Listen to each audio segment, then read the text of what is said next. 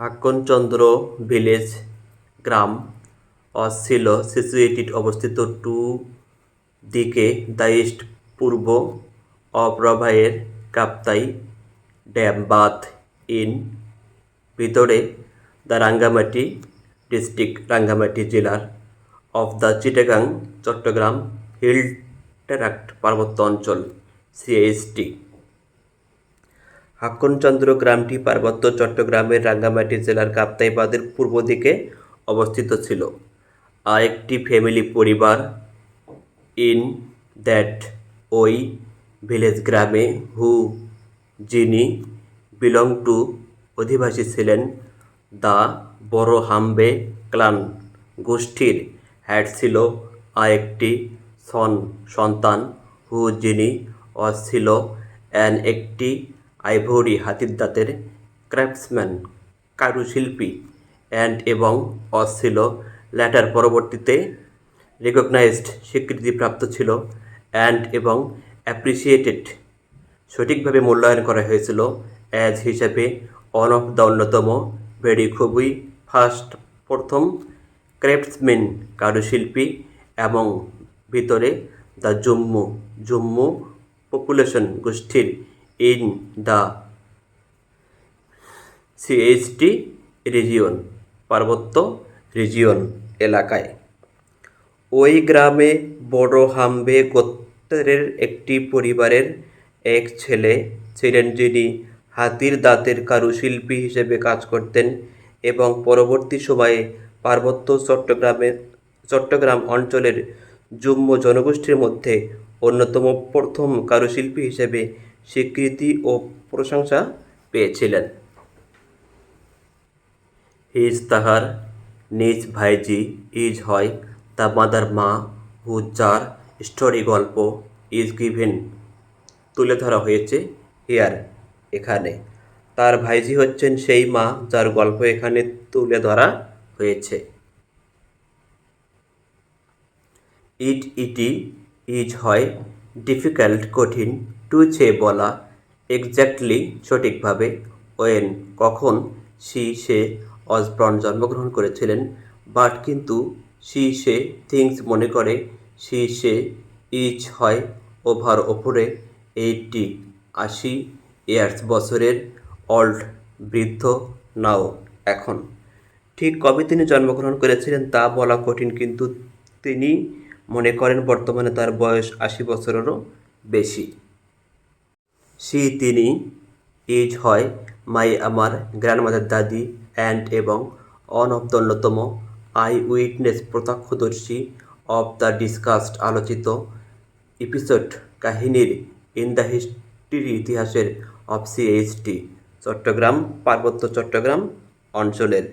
তিনি আমার দাদি এবং পার্বত্য চট্টগ্রামের ইতিহাসের আলোচ্য অধ্যায়টির একজন প্রত্যক্ষদর্শী। তাহার ফ্যামিলি পরিবার ছিল রিলেটিভলি তুলনামূলকভাবে অ্যাফুলেন্ট সচ্ছল। তার পরিবার তুলনামূলকভাবে সচ্ছল ছিল। তার হ্যাড ছিল 6 সিবলিংস 6 জন ভাই বোন 3 ব্রাদার্স 3 জন ভাই এবং 3 সিস্টার 3 জন বোন। তার 6 জন ভাই বোন ছিল 3 ভাই আর 3 বোন। তাদের ফ্যামিলি পরিবার ছিল ওয়েল রেসপেক্টেড সম্মানিত ইন ভিতরে দ্য নেইবারহুড আশেপাশে সিন্স যেহেতু তাদের ফাদার পিতা ছিল একজন স্কুল টিচার স্কুলের শিক্ষক। তাদের বাবা একজন স্কুল শিক্ষক হওয়ার সুবাদে আশেপাশের এলাকাগুলোতে তাদের পরিবার অত্যন্ত সম্মানিত ছিল। সুষমা চাকমা নট ছিল না অ্যাকোয়েন্টেড পরিচিত উইথ সাথে পোয়াসিটি অভাব অনটন এবং পভার্টির দরিদ্রতা ইন ভিতরে দ্য আর্লি আগে ইয়ার্স বছর অফ তাহার লাইফ জীবনে। সুষমা চাকমা তার জীবনের প্রথম দিকের বছরগুলোতে অভাব অনটন ও দরিদ্রতার সাথে পরিচিত ছিলেন না। Hakonchondro village was situated to the east of Kaptai Dam in the Rangamati district of the Chitang Hill Tract CST. A family in that village who belonged to the Boro Hambe clan had a son who was an ivory craftsman and was later recognized and appreciated as one of the very first craftsmen among the Jummu population in the CST region. His niece is the mother whose story is given here. It is difficult to say exactly when she was born, but she thinks she is over 80 years old now. She is my grandmother and one of the eyewitness of the discussed episode in the history of CIST. Her family was relatively affluent. She had six siblings, three brothers and three sisters. Their family was well respected in the neighborhood since their father was a school teacher. Sushma Chakma was not acquainted with poverty and poverty in the early years of her life. When যখন the northern উত্তর parts অংশ of CHT পার্বত্য চট্টগ্রাম অঞ্চল war সাবমার্সড ডুবে যাচ্ছিল permanently স্থায়ীভাবে ডিউটুর জন্য কাপ্তাই ড্যাম বাঁধ নট জাস্ট শুধু নয় দ্য চাকমা পপুলেশন জনগোষ্ঠী বাট কিন্তু সাম কিছু হাজং মারমা অ্যান্ড এবং আদি বেঙ্গলি রেজিডেন্ট অধিবাসী হু যারা হ্যাড লিভড বাস করত ফর লং দীর্ঘ সময় ধরে এবং ভিতরে আজ আমাদের অলসো আবার লস্ট হারায় অল সমস্ত দেয়ার তাদের পজেশনস সম্পত্তি। যখন কাপ্তাই বাঁধের কারণে পার্বত্য চট্টগ্রামের উত্তরাঞ্চল স্থায়ীভাবে পানিতে প্লাবিত হয় তখন শুধু চাকমা জনগোষ্ঠী নয় বরং কিছু হাজং মারমা এবং আদি বাঙালি অধিবাসী যারা আমাদের মধ্যে দীর্ঘকাল যাবৎ বসবাস করছিল তারাও তাদের সবকিছু হারায়। দ্য ওয়েলথিস্ট সম্পদশালী ফ্যামিলিজ পরিবারগুলো বিকেম হলেন ডিসপ্লেসড বাস্তুচ্যুত পিপল মানুষ। সবচেয়ে ধনী পরিবারগুলো বাস্তুচ্যুত হয়ে পড়ে। তাদের হ্যাড টু কনস্ট্যান্টলি অবিরতভাবে যেতে হয়েছিল মুভ সরে যেতে হয়েছিল ফরম হইতে one place to the other এক জায়গা থেকে অন্য জায়গায় তাদেরকে অবিরত এক স্থান থেকে অন্য স্থানে সরে যেতে হতো।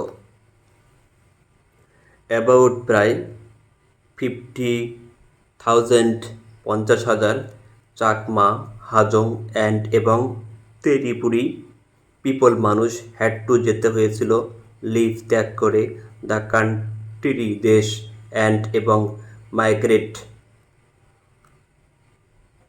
দেশ ছেড়ে যাওয়া পার্মানেন্টলি স্থায়ীভাবে। প্রায় 50,000 চাকমা হাজং এবং ত্রিপুরী মানুষ দেশ ত্যাগ করতে বাধ্য হন এবং স্থায়ীভাবে অভিবাসী হয়ে যান। লাইক মতো মেনি অনেক আদার্স অন্যান্যদের তিনি লস্ট হারান একটি সিকিউর নিরাপদ লাইফ জীবন অ্যান্ড এবং হার তাহার হোমল্যান্ড মাতৃভূমি উইথ সাথে হার তাহার রিলেটিভস আত্মীয় স্বজনের সাথে। অনেকের মতো তিনিও তার আত্মীয় স্বজনদের সাথে তার নিরাপদ জীবন এবং মাতৃভূমি হারান। হার তাহার হাজব্যান্ড স্বামী হ্যাড টু লিভ ছেড়ে যেতে বাধ্য হন হিজ তাহার পাবলিক সরকারি সার্ভিস চাকুরি টু লিভ বাস করতে থাকেন লাইক মতো রেফুজি অভিবাসীর। তার স্বামী সরকারি চাকুরি ছেড়ে শরণার্থীর মতো জীবনযাপন করতে বাধ্য হন। হার তাহার অনলি একমাত্র পজিশনস সম্পদ ছিল মেমোরিজ স্মৃতি অফ বেটার ভালো টাইম সময় অ্যান্ড এবং দ্য ডিটারমিনেশন সংকল্প টু সারভাইভ বেঁচে থাকার। তার একমাত্র সম্পদ ছিল ভালো সময়ের স্মৃতি এবং বেঁচে থাকার সংকল্প।